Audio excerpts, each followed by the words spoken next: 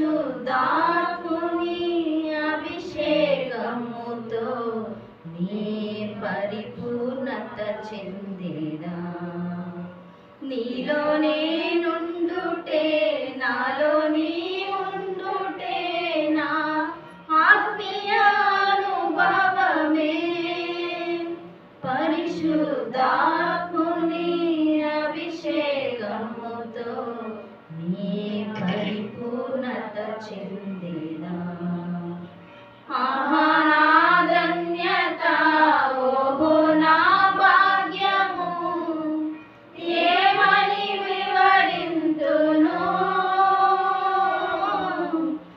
ఏమని వివరింతును.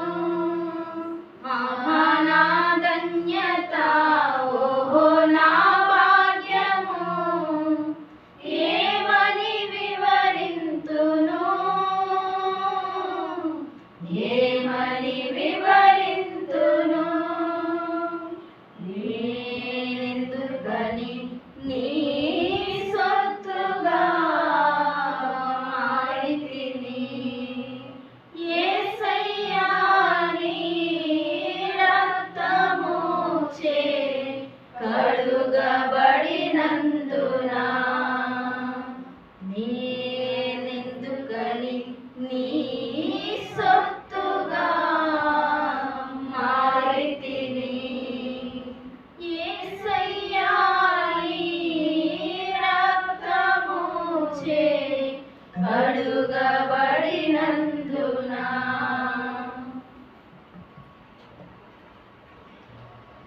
ముందుగా దేవునికి వందనాలు తెలియజేస్తున్నానండి.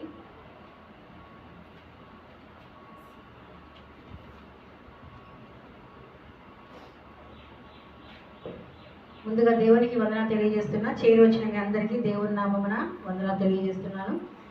ఈ దినమునకై ఏర్పాటు చేయబడిన వాక్య భాగము యోహాను సువార్త మొదటి అధ్యాయం. యోహాను సువార్త మొదటి అధ్యాయం 43వ వచనం నుంచి 50వ వచనం వరకు.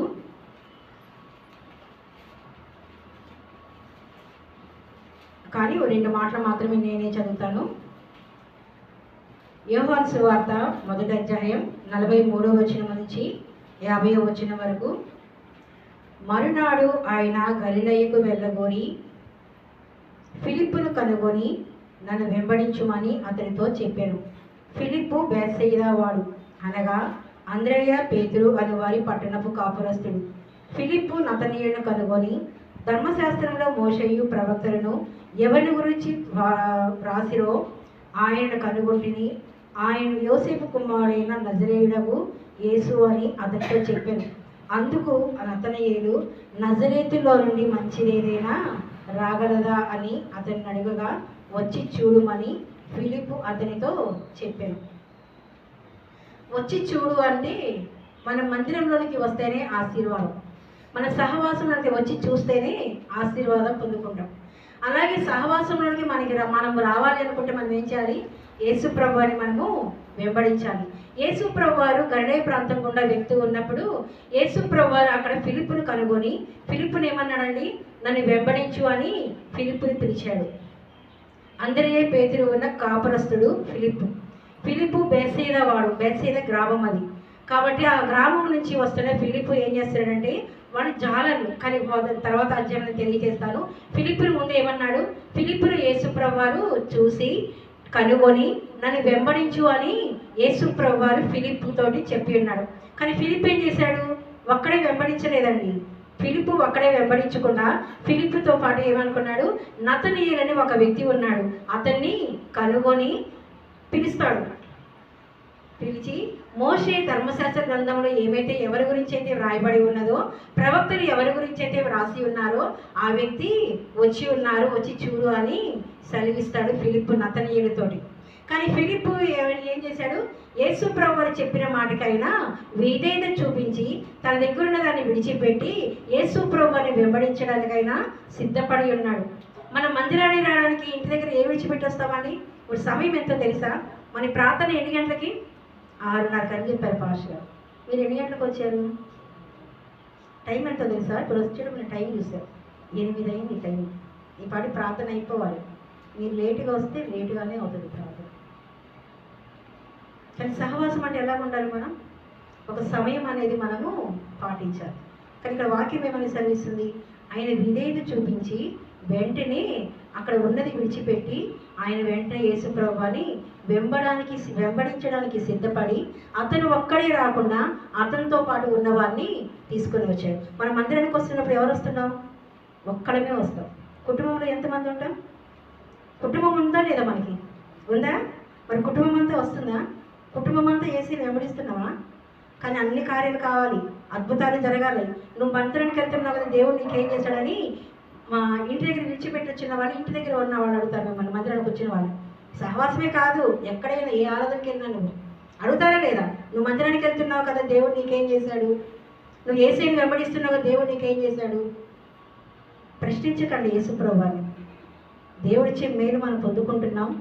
ఒక వ్యక్తి వచ్చినా కానీ రాజులు మొదటి గ్రంథం, సరే అది వాక్యం నేను చెప్పేది కాదు కదా అది ఈరోజు, కానీ సందర్భాలను చెప్తున్నా. మొదటి రాజులు 8వ అధ్యాయం సెలవిస్తాడు.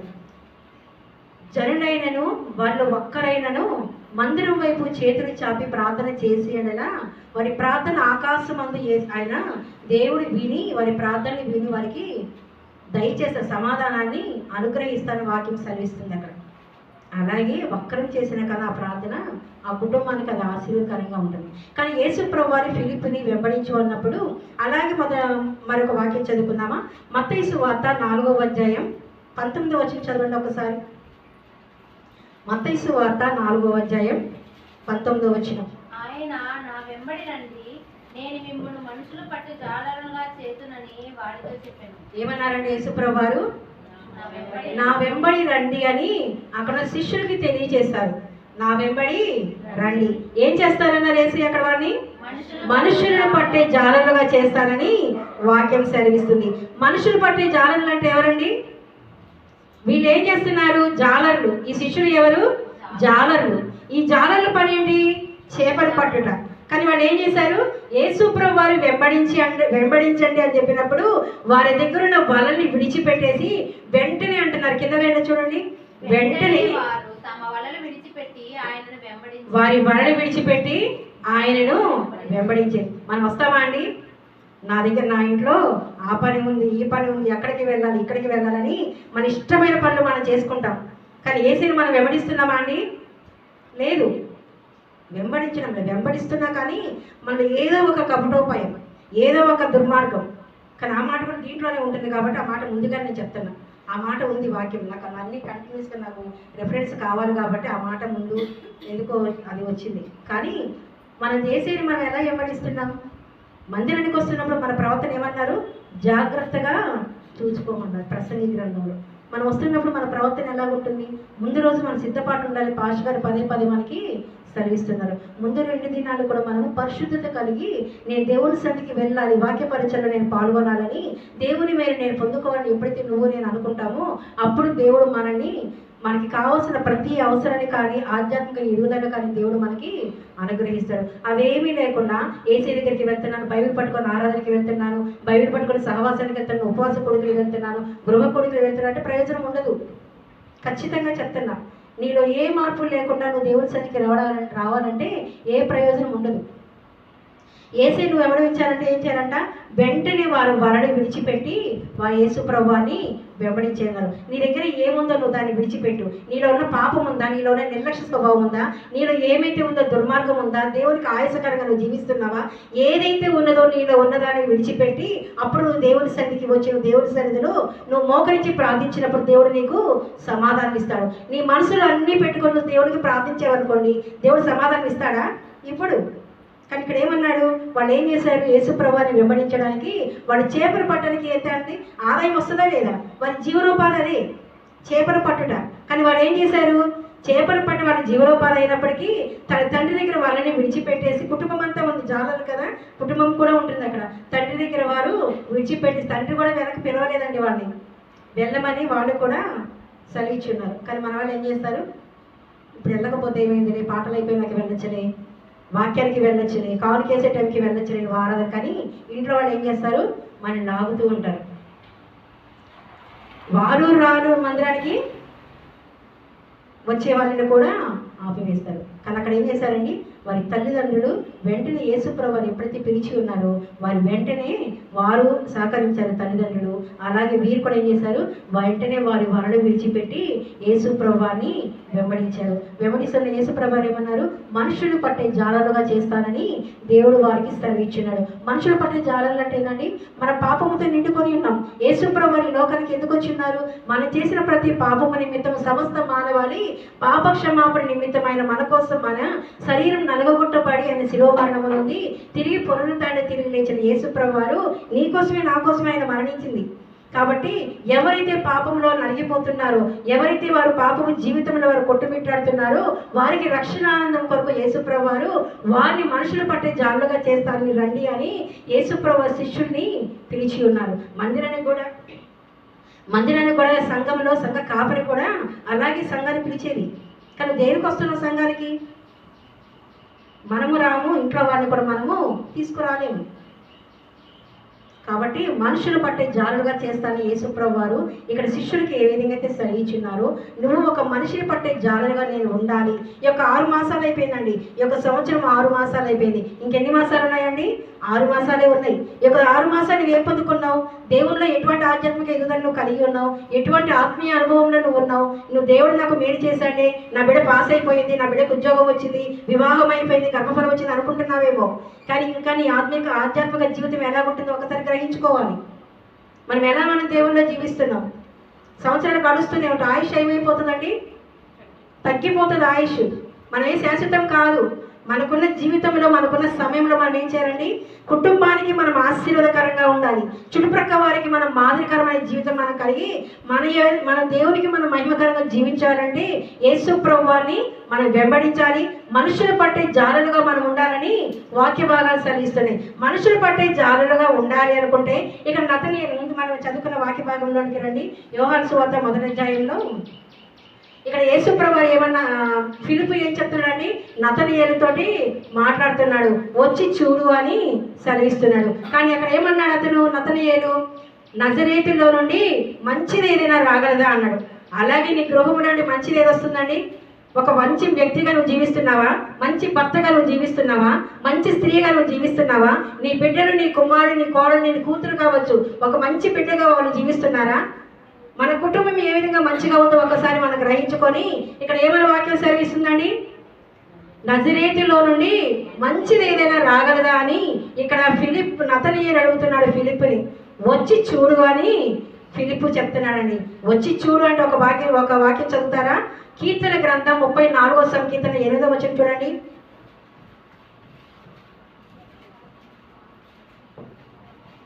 యెహోవా ఉత్తముడని రుచి చూచి తెలుసుకోండి. ఏం చేయాలండి, యెహోవా ఉత్తముడు అని రుచి చూసి తెలుసుకోవాలంట. నువ్వు దేవుని దగ్గరికి వస్తేనే కదండి యెహోవా ఉత్తముడు అని ఏం తెలియాలి, అవునా?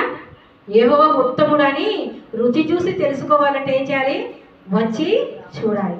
దేవుని దగ్గరికి నువ్వు వస్తేనే ఆయన ఎటువంటి వాడో, ఏ విధంగా మంచివాడో, యేసుప్రభు ఏ విధంగా అద్భుతాలు చేసి ఉన్నాడో, ఏ విధంగా గొప్ప కార్యాలు చేసి ఉన్నారో, ఏ విధంగా ఆయన మరణము నుండి, ఏ విధంగా శిలువ మరణము నుండి, ఏ విధంగా పునరుద్ధరణ తిరిగి లేచి ఆయన సజీవంగా శిష్యులకు ఏ విధంగా కనిపించి వారికి సమాధానం కలుగునుగా కానీ ఏ విధంగా సెలవించున్నారో, అలాగే మనం ఏం చేయాలంట, మందిరానికి వచ్చి చూస్తేనే దేవుడు అద్భుతం చేస్తాడు. ఆమేన్.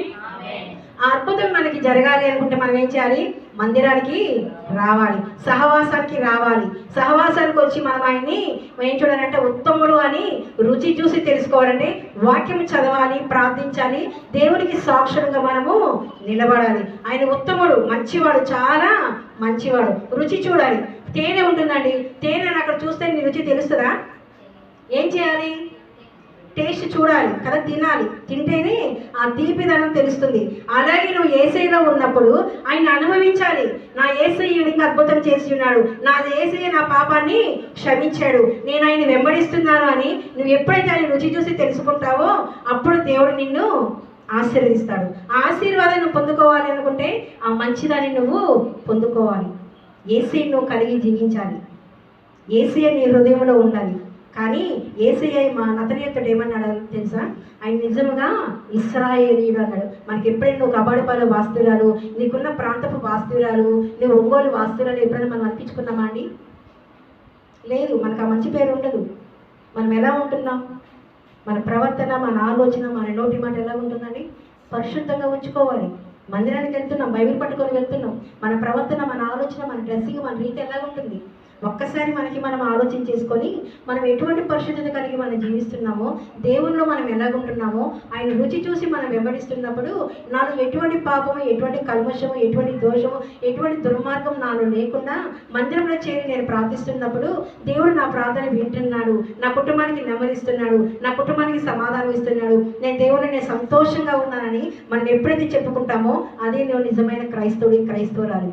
మనం ఆ విధంగా ఉండాలి అనుకుంటే మనము మంచిదాన్ని మనం ఎన్నుకోవాలి. యేసయ్య ఉత్తముడు అని మనం రుచి చూసి ఎలాగైతే తెలుసుకున్నామో ఆ ఉత్తమమైన దాన్ని మనం పొందుకున్నప్పుడు దేవుడు మన కుటుంబాన్ని ఆశీర్వదిస్తారని దేవుడు వాగ్దానం చేస్తున్నాడు. నతనీయులు ఏమన్నాడు?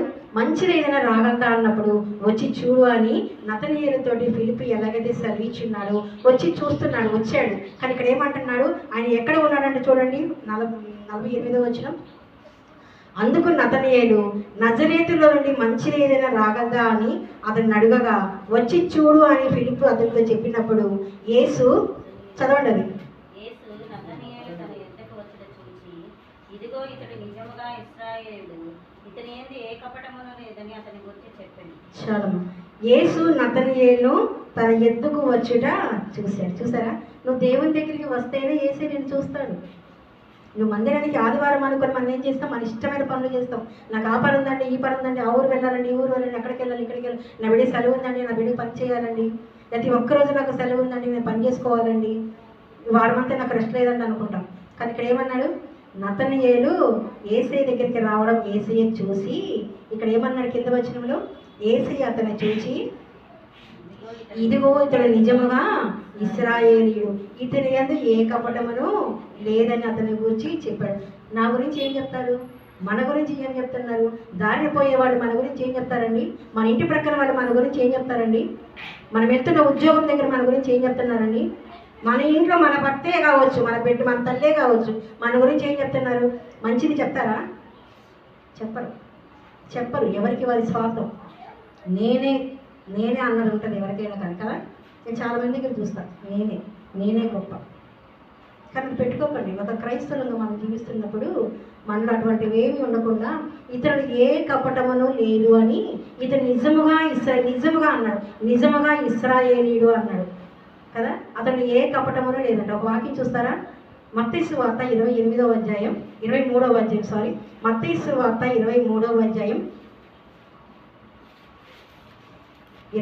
వచనం చదవండి. అలాగే మీరు వెలుపల మనుషులకు నీతిమంతులుగా అగుపడుచున్నారు కానీ లోపల వేషధారణతోనూ అక్రమముతోనూ నిండి ఉన్నారు. ఎలాగున్నామంట? లోపల పైకి ఎలా కనిపిస్తామంట? నీతిమంతులుగా జీవిస్తామంట. నీతిమంతులుగా మంచిగా జీవిస్తామంట. మన డ్రెస్సింగ్ కానీ, మన మాట కానీ, మన ఉద్యోగం కానీ, మన ప్రవర్తన కానీ మనం ఎలా జీవిస్తాం? మంచిగా జీవిస్తాం. అబ్బాయి ఇతను ఎంత మంచివాడు, ఎంత మంచిదో అని అనుకుంటామంట. కానీ వాళ్ళు ఏముంటుందంట? వేషధారణ అక్రమంతో నిండుకుంటూ ఉంటుందంట. కానీ మన హృదయంలో ఏముందండి? మందిరానికి వచ్చి బైబిల్ పట్టుకొని మన మందిరానికి వస్తున్నప్పుడు నా హృదయంలో ఏముంటుంది? నెమ్మది ఉంటుందా? సంతోషం ఉంటుందా? కానీ మందిరానికి వస్తున్న వాళ్ళు ఏమవుతారంటే ఏం చేస్తారంటే నాకు తెలిసినప్పటి నుంచి కూడా నాకు కష్టం ఉంది, బాధ ఉంది, దుఃఖం ఉంది, నా బిడ్డకి ఏం జరగట్లా, మందిరానికి వెళ్ళి కాసేపు కన్నీటితో ప్రార్థన చేస్తే దేవుడు నాకు సమాధానం ఇస్తాడేమో అని వాడు వచ్చి మందిరంలో కూర్చొని వాడు మొరపెట్టుకొని కన్నీటితో ప్రార్థన చేస్తాడు. కానీ హన్నా ఆ విధంగా ప్రార్థన చేసింది, కానీ ఆమె మేలు పొందుకుంది, అద్భుతం చూసింది. కానీ మందిరానికి వస్తున్న మనం ఒకవేళ వేషధారణగా వస్తున్నావేమో, అక్రమంతో నీ హృదయం నిండుకొని ఉన్నదేమో, మోసంతో నీ హృదయం నిండుకొని ఉన్నదేమో, ఒక మోసపూరితమైన ఒక వ్యక్తిని నేను చూపిస్తాను, ఒక ప్రాంతాన్ని నేను చూపిస్తాను. మేము లైవ్ ఉంది కాబట్టి చెప్తాను, అది అయిపోయినాక నేను చెప్తాను. ప్రార్థన జరుగుతున్నాయి మందిరంలో, 2 పూట్ల ప్రార్థనలు ఉన్నాయి. మార్నింగ్ 5 to 6 జరుగుతుంది ప్రార్థన, ఈవినింగ్ 6:30 to 7:30 ప్రార్థన జరుగుతుంది. యెహోషువ గ్రంథం మేము చదువుతున్నాము కాబట్టి వస్తున్న ఎవరైనా కానీ మీరు ప్రార్థన చేస్తారో లేదో నాకు తెలియదు, కానీ మందిరంలో ఏ వ్యక్తి వచ్చినా కానీ సంఘంలో ఉన్న ప్రతి బిడ్డ కొరకు పేరు పెట్టి ప్రార్థన చేస్తారు. మీరు ప్రార్థన చేస్తారో లేదో తెలియదు, రాని వాళ్ళు మీ అందరి కొరకు ఇక్కడికి వస్తున్న ప్రతి ఒక్కరు ఎంతమంది ఉన్నా అందరూ ప్రార్థన చేస్తారు. మీ కుటుంబాల కొరకు మీ పేర్లు పెట్టి మరీ ప్రార్థన చేస్తారు. వాళ్ళు మీ బలహీనత కొరకు కావచ్చు, అవసరం కొరకు, నీకు ఏ అవసరం లేకపోయినా వస్తున్న ఇక్కడికి ఎవరైతే వస్తున్నారో మేడగది సహవాసంలో ఎవరైతే అడుగు పెడుతున్నారో ప్రతి బిడ్డ కొరకు ప్రతి దినము ప్రార్థన జరుగుతుంది. కాబట్టి ఇక్కడ ఒక మోసపూరితమైన వ్యక్తిని నేను చూపిస్తాను. కానీ అతని మనసులో ఏ కపటంతో వచ్చినాడో ఆయన ఆ యొక్క ప్రాంతానికి అక్కడ వారి దగ్గరికి లోపల మనసులో ఏం పెట్టుకొని ఏ విధంగా కపటోపాయముతో వారి అక్కడికి వచ్చినారో నేను ఒక వాక్యాన్ని నేను చదివి చూపిస్తాను. యెహోషువ గ్రంథము 9వ అధ్యాయం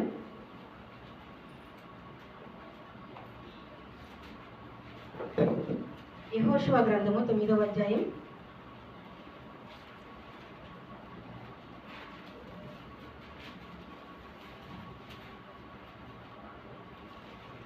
4వ వచనం చదువుతారా? వారు కపటోపాయము చేసి రాయబారులమని వేషము వేసుకొని బయలుదేరి తమ గాడిదలకు పాత గోనెలు కట్టి పాత గిలిని చిరిగి పుట్టపడిన ద్రాక్ష సిద్ధలు తీసుకొని చాలు ఒక్క నిమిషం అక్కడే మీరు బైబిల్ ఉంచండి. ఇక్కడ యెహోషువ గ్రంథంలో మోషేకి తోడయ్యున్న దేవుడు యెహోషువ కూడా తోడై ఉండి అక్కడ దేవుని పని చేయడానికి యెహోషువని దేవుడు ఎన్నుకుంటాడు. దేవుడు ఎన్నుకున్న తర్వాత ప్రతి ప్రాంతాన్ని ప్రతి దేశాన్ని కూడా ఆయన స్వాధీనం చేసుకోవడానికి యెహోషువతో యెహోవా మాట్లాడి ఉన్నాడు. కానీ ఇక్కడ వచ్చేసరికి ఇక్కడ వాక్యం ఏమని సెలవిస్తుంది 4వ వచనంలో, వారు కపటోపాయం చేసి, ఎవరు వాళ్ళు? గిబియోను వాసులు కపటోపాయం చేసి ఈ విధంగా వారు దేశాన్ని వారు స్వాధీనం చేసుకుంటున్నారన్న మాట విని ఈ గిబియోను వాసులు ఏం చేశారండి? కపటోపాయము చేసి మేము ఎన్నో దినాల నుంచి మేము మీ వారిమే కానీ ఎన్నో దినాల నుంచి వస్తున్నామన్న మోసపుతోటి వాళ్ళు అన్ని పాతవి వేసుకొని చిరిగిన చెప్పులు కానీ చిరిగిన బట్టలు కానీ ద్రాక్షారసపు తిత్తులు కానీ ఏదైనా కానీ ప్రతిదీ పాత వాటితోటి వారు బయలుదేరి ఉన్నారు. ఎవరి దగ్గరికి వచ్చారు? యెహోషువ దగ్గరికి వచ్చి ఉన్నారు. వాళ్ళు ఏం చెప్పారు? మేము కూడా మీ వాళ్ళమే, మేము ఎక్కడో బహు దూరము నుంచి మేము మీ దగ్గరికి వచ్చి ఉన్నామని వారికి సెలవిస్తున్నాడు. కానీ అతను నమ్ముతాడు, అడుగుతాడు ఎక్కడి నుంచి వచ్చారు అన్నీ అడుగుతాడు. కానీ మేము బహు దూరం నుంచి వచ్చిన్నామన్నారు. కానీ బహు దూరం నుంచి వచ్చినప్పుడు ఎలా ఉంటాయి వాళ్ళ దగ్గర వస్తువులు కానీ వాళ్ళ దగ్గర వస్త్రాలు కానీ చెప్పులు కానీ అన్ని పాతగినవి కానీ ఉంటాయి. అట్లాగే వారు కపటోపాయముతోటి అన్ని పాత వేసుకొని మేము ఎప్పటి నుంచో వస్తున్నాం అన్నట్టు వారు అక్కడికి వచ్చి వాళ్ళు ఏం చేశారు? ఆ యెహోషువని మోసం చేస్తారు. కానీ వారు ఏమనుకున్నాడు? ఒక నిబంధన చేసుకున్నాడు, మీరు మనవాళ్ళే అని వారి భోజనాన్ని సిద్ధం చేయమని, ఆహారాన్ని సిద్ధం చేయమని. కానీ వారు ఎప్పుడైతే నిబంధన చేసుకున్నారో ఆ 3 దినాల తర్వాత అతనికి యెహోషువకి తెలిసింది వీరు మనవారు కాదు అని, గిబియోను వాసులు అని వారికి తెలిసినప్పుడు వారు ఏం చేశారో తెలుసా? కానీ మనం నిబంధన చేసుకున్నాం కాబట్టి వారికి దేవుని మందిరంలో పని అప్పగిద్దాం అనుకుని వారు ఏం చేశారు? దేవుని పని నిమిత్తం వారికి ఎప్పటికీ ఇంకా రాష్ట్ర వరకు కూడా వాళ్ళు ఏం చేశారంట? మందిరమునకు నీళ్లు చేదిపోయడానికి కానీ అదేవిధంగా కట్టెలు నరుగులు కానీ వారికి పని అప్పగించున్నారంట. కానీ గిబియోను వాసులు శాపగ్రస్తులు. ఆ శాపాన్ని దేవుడు ఏం చేశాడండి? దీవెనగా మార్చి ఉన్నాడు. అలాగే నీ జీవితంలో ఏదైతే నువ్వు కోల్పోయి ఉన్నావో, ఏదైతే నువ్వు నష్టపోయి ఉన్నావో, ఏదైతే నాకు ఇది బాగలేదు, నేను ఇలా ఈ విధంగా ఉన్నానని నువ్వు ఎప్పుడైతే అనుకుంటున్నావో, నా కుటుంబం శాపంగా మారుతుంది అనుకుంటున్నావేమో, నా శాపాన్ని దేవుడు ఏం చేయబోతున్నాడు? దాన్ని దీవెనగా మార్చబోతున్నాడు. ఆమేన్. ఆ దీవెనకరమైన జీవితం నా కుటుంబానికి మనకి కావాలనుకుంటే మనం ఏం చేయాలంట? దేవుని పని మనము చేయాలి. యేసు ప్రభువుని మనం వెంబడించే వారంగా ఉండాలి. యేసు ప్రభువుని మనం వెంబడిస్తున్నప్పుడు ఏ శాపము, ఎటువంటి దోషము, ఎటువంటి కల్మషము నాలో కానీ మనలో కానీ సహవాసంలో కానీ ఏది ఉండకుండా మనం ఏక మనసుతో మన పూర్ణ హృదయంతో ఎప్పుడైతే మనం దేవునికి మనం ప్రార్థన చేస్తామో దేవుడు అప్పుడు మనకి మన నెమ్మదిని అనుగ్రహిస్తారు. వాళ్ళు ఏం చేశారండి? వాళ్ళకి తెలిసింది, యెహోషువకి తెలిసింది అనుకొని వారు యెహోషువ దగ్గరికి వచ్చి మీరు ఏం చేయాలనుకుంటున్నారు మమ్మల్ని అది చెయ్యండి, మేము చేసేది తప్పే అని వారు ఒప్పుకున్నారు. కానీ ఇదనాడు మన పాపాన్ని ఒప్పుకుంటున్నామా అండి? నేను ఈ పాపం చేశాను, నేను ఈ విధంగా చేస్తున్నాను, నా జీవితం ఈ విధంగా ఉంది, నేను ఈ విధంగా తిరుగుతున్నాను. ఏ రోజైనా మనము కానీ మన బిడ్డలు కానీ ఒకవేళ పాపపు జీవితంలో ఉంటే మనం దాన్ని ఒప్పుకుంటున్నామా?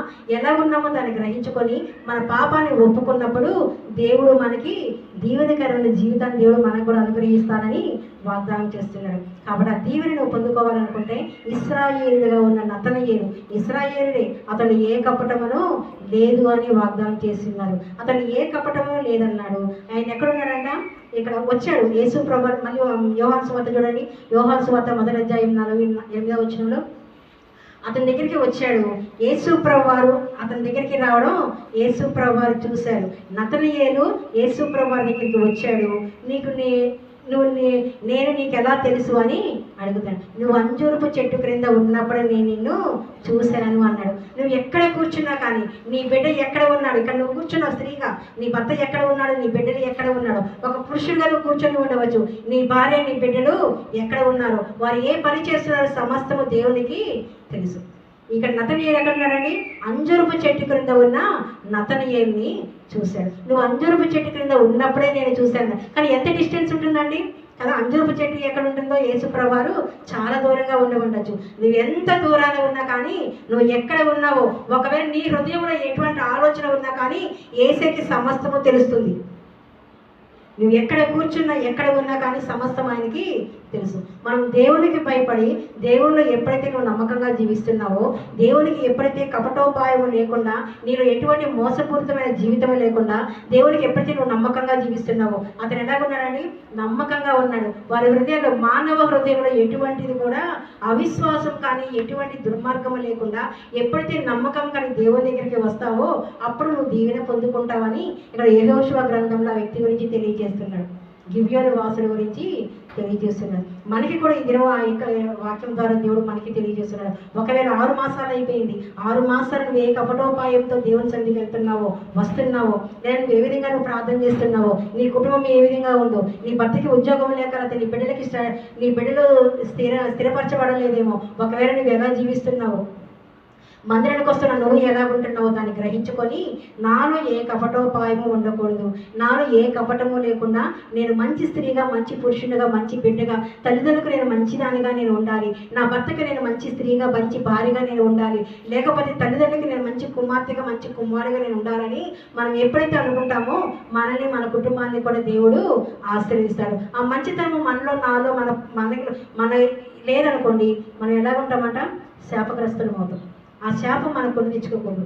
ఏ శాపమో నాకు, నా కుటుంబానికి, మనకి ఉండకుండా దీవెనకరంగా ఉండాలంటే ఇక్కడ యేసుప్రభువు ఏమన్నారు? అంజరపు చెట్టు క్రింద ఉన్నప్పుడే నేను చూశాను అన్నాడు. నువ్వు గృహంలో ఉండి నువ్వు ప్రార్థన చేసుకున్నా ఏసే నేను చూస్తున్నాడు. నువ్వు డ్యూటీలో ఉండి నువ్వు ప్రార్థన చేసుకున్నా ఏసే నేను చూస్తున్నాడు. లేకపోతే నువ్వు పక్కన వారితో మాట్లాడుతున్నావు, ఏ సంభాషిస్తున్నావు, ఏ విషయం నువ్వు మాట్లాడుతున్నావు, అక్కడ కూడా ఏసీ.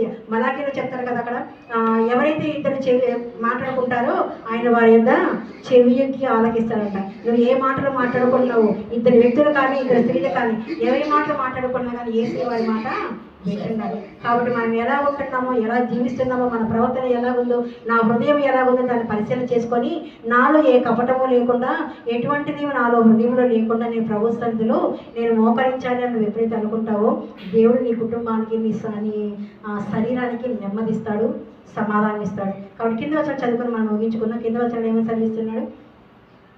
నువ్వు నన్ను చదవండి, తీలేదు ఇంకా. ఆయన అడుగుగా, యేసు ఫిలిప్పు నిన్ను పిలవకమునిపే నీవు ఆ అంజరపు చెట్టు క్రింద ఉన్నప్పుడే నిన్ను చూచితినని అతనితో చెప్పాడు. నతనీయేలు, బోధకుడా, నీవు దేవుని కుమారుడును, ఇశ్రాయేలు రాజువు అని నీవు దేవుని కుమారుడు, ఇశ్రాయేలు రాజువు అని ఆయనకు ఉత్తరం ఇచ్చి, అందుకు యేసు, ఆ అంజూరపు చెట్టు క్రింద నిన్ను చూచితినని నేను చెప్పినందువల్ల నీవు నమ్ముచున్నావు. అంజూరపు చెట్టు క్రింద ఉన్నావని నేను చెప్పిన మాట నువ్వు నమ్మావు కాబట్టి వీటికంటే గొప్ప కార్యము చూతువు అని యేసుప్రభువు నతనీయులకి సెలవిచ్చున్నాడు. నమ్మాలంతే, నేను నమ్మకం కావాలి. ఒకవేళ నీకు కార్యం జరగలేదా, ఇంకా దేవుడిని నమ్మకం ఉంచు. దేవుడు ఎప్పటికైనా నా కార్యం చేస్తాడు, అంతే. ఆ విశ్వాసంతో నువ్వు ఉండు. దేవుడు తప్పకుండా నీ కార్యం జరిగించబోతున్నాడు. ఆమె ఆ కార్యము, ఆ దీవెన నీకు జరగాలనుకుంటే ఏం చేయాలి? యేసుప్రభువుని మనము నమ్మాలి, విశ్వసించాలి. ఇంతకంటే నువ్వు గొప్ప కార్యములు చూస్తావు అని యేసుప్రభు. నమ్మని వ్యక్తి కూడా ఉన్నాడు సువార్తలో. ఎవరా నమ్మని వ్యక్తి? ఇప్పుడు భాస్కర్ చెప్పారు కదా, తోమా గారు కదా. మనం వెళ్ళేది కూడా అక్కడికి. యోహాను సువార్త 20వ అధ్యాయం చూడండి, లాస్ట్గా చదువుకొని మనం ముగించుకుందాం. యోహాను సువార్త 20వ అధ్యాయం 27వ వచనం. తరువాత తోమాను చూచి, నీ వేలు ఇటు చాచి నా చేతులు చూడుము, నీ చెయ్యి చాచి నా ప్రక్కలో ఉంచి అవిశ్వాసే కాక విశ్వాసమే ఉండమని. యేసుప్రభువు వారు పునరుద్ధరణ తిరిగి లేచిన తర్వాత 8 దినములైన తర్వాత శిష్యులకు కనబడినప్పుడు, కానీ శిష్యులు కనిపించే ముందు చెప్తున్నారు, కానీ తోమా గారు నమ్మలేదు. కానీ ఇక్కడ 27వ వచనంలో ఏమని సెలవిస్తున్నాడు? యేసుప్రభువు ఏమంటున్నారు? తోమాను చూసి, నీ వేలు ఇటు చాచి నా చేతులు చూడుము. నీ చెయ్యి చాచి నా ప్రక్కలో ఉంచి అవిశ్వాసివి కాక విశ్వాసివై ఉండుమని. చూసారండి, తోమా గారు కూడా నమ్మలేదు. నమ్మలేదు కాబట్టి తోమాని చూశాడు. ఎందుకు? అతను పరిచయం చేస్తాడు, అతను నమ్మకంగా ఉంటాడు అని యేసు ప్రభు వారికి తెలిసింది కాబట్టి యేసు ప్రభు వారిని అతన్ని ఎన్నుకున్నాడు. దేవుడు మనం దేనికి పనికిరాను అనుకుంటాం. మనం కూడా దేనికి నేను ప్రయోజనం, నేనైతే ఎప్పుడు అనుకుంటాను మనం దేనికి ప్రయోజనం లేని వారు అనుకుంటాం, నిష్ప్రయోజకులు మనం అనుకుంటాం, దేనికి పనికిరాందని అనుకుంటాం మనం. కానీ యేసు ప్రభు వారు ఏమంటాడు? తోమాని ఆయన ఏం చేశాడు?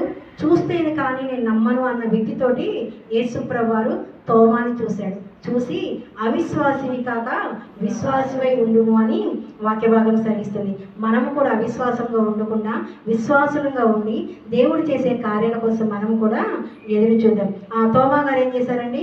నమ్మాడు. లాస్ట్ మాట ఏమంటున్నారు ఇక్కడ? నా ప్రభువా నా దేవా అనెను. యేసు, నీవు నన్ను చూచి నమ్మితివి, చూడక నమ్మిన వారు ధన్యులు.